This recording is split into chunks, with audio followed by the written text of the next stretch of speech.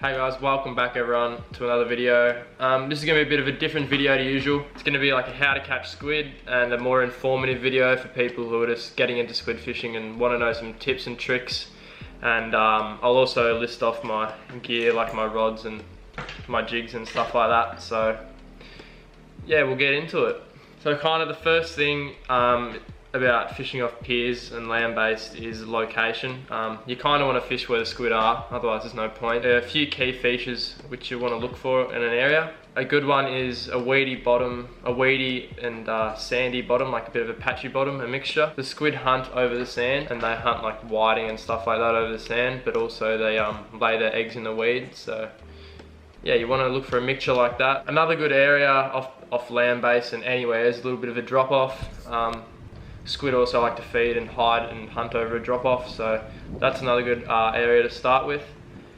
And also another bit of advice I'd give everyone is to just ask the locals about the fishing and squid fishing off the piers, and also look for ink stains on the piers, because that's a pretty good indicator if people have been catching squid. Another important factor is to know your location. So for example, the pier where I fish, it's best to stay in the one spot and wait for the squid to come to you.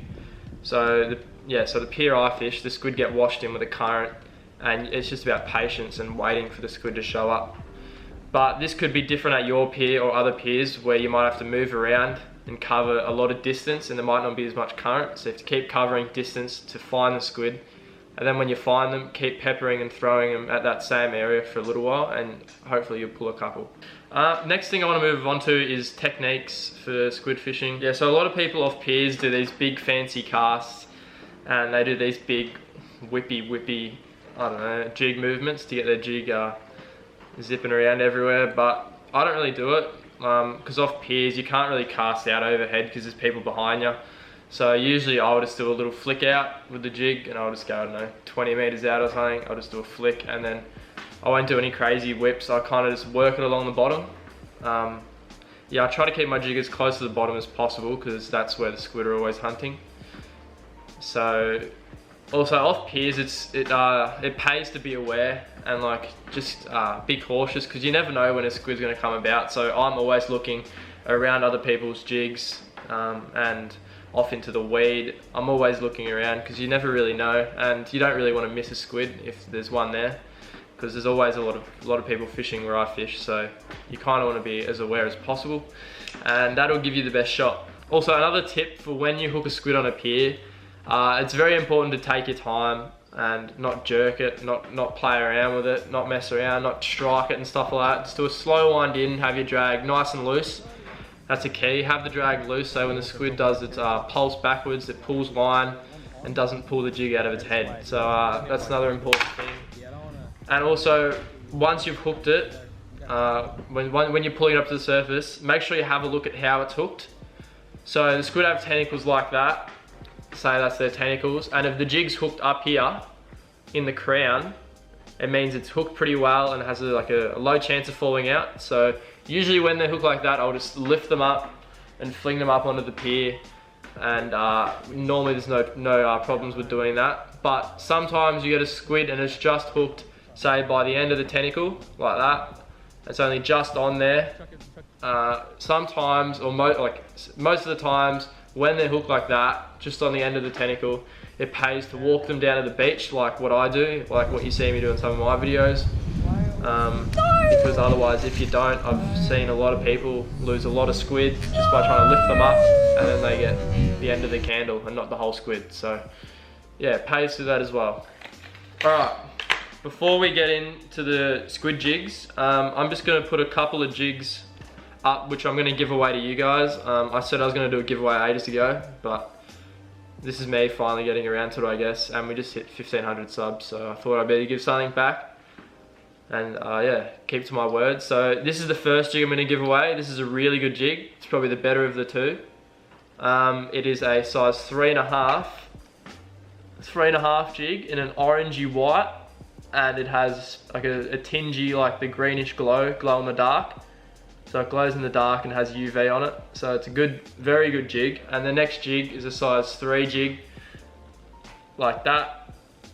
And yeah, so all you got to do to win these jigs is just, I haven't thought this far ahead. All right, so I'll give one jig out to two different people. So 2 people can win a jig. All you gotta do is tell me how long you've been watching my videos for and why you enjoy them or how I can improve. So any of those points, and follow me on Instagram at nev_hayes. I'll put a little thing up on the screen now so I can message you, and I'll pick 2 people out, and then yeah, I'll send these jigs out to you and you can enjoy them. All right, moving on to jigs. There's a lot of like, I don't know, guides and charts about squid jigs and different colors during different times of day. Like there's a squid fishing chart for jigs, which I'll put up now. To be honest, I don't really listen to it. So people always ask me what color jigs I recommend and what I use. Usually if you watch my videos, you'll see that I only use white jigs. I have the most success on white jigs, and yeah, I feel like they work best for me in my area. It might be different for you, but for me, white works best. And as you can see, this jig has been through the ringer. It's been absolutely demolished by squid. And that's also why it pays to use a quality jig. So this cloth here won't rip so easily, but I like the Shimano jigs and the cloth's good enough for me, but it kind of get teared up like that as well. So these are my favorite jigs, the Shimano Sophias in size 3.5. Yeah, they're not too expensive and they do the job. Another one of my favorite jigs is Gang Craft's jig. Again, it's another white colored jig. This is a very good jig. It's got that little bit of a pattern on the bottom, and yeah. So the size of my jigs, I only use really 3 or 3.5. I don't really use 2.5s that often unless I spot little squid down there and then I want to target them for bait. But any of them work. Like you can use 2.5s and catch massive squid. I've caught really big squid on tiny jigs. So when squid are hungry, they don't really care. So as long as your jig's in the right area. Yeah, and that's also another thing to note. If there's a bit of current, like where I fish, there's a bit of current, you kind of want a bigger jig just to get it down to the bottom that bit quicker. And yeah, if you have a smaller jig, it will kind of get swept in the current and you won't get down to where the squid are. So yeah, faster current, heavier sized jigs, or you can put a little sinker on the front. I don't really do that too often. It kind of ruins the action of the jig. So that's something I don't really get involved with, is putting sinkers on the front of my jigs. Off piers, that is. On boats we do that, but not off piers. Okay, also I'll cover line. So the line I use is, I always use braid, just for the, you know, the thinness of it and the strength of it for diameter. I use Tas line, 12-pound braid. It's pretty good braid. It's very, very thin and it's good for casting. So, and I use 20-pound leader. People say it's a bit heavy.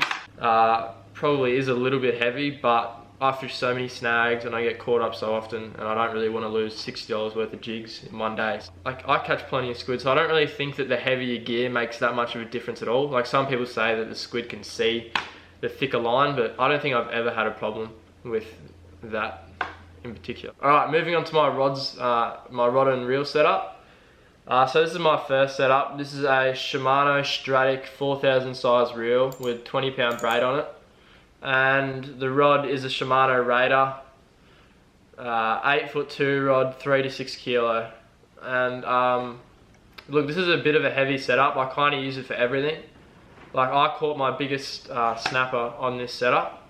I've never really shown a clip of that, so I'll show it now. But yeah, I've caught my biggest snapper on this setup, and I've also caught some big squid, so multi-purpose reel, I guess. Well, let's try out your new one here.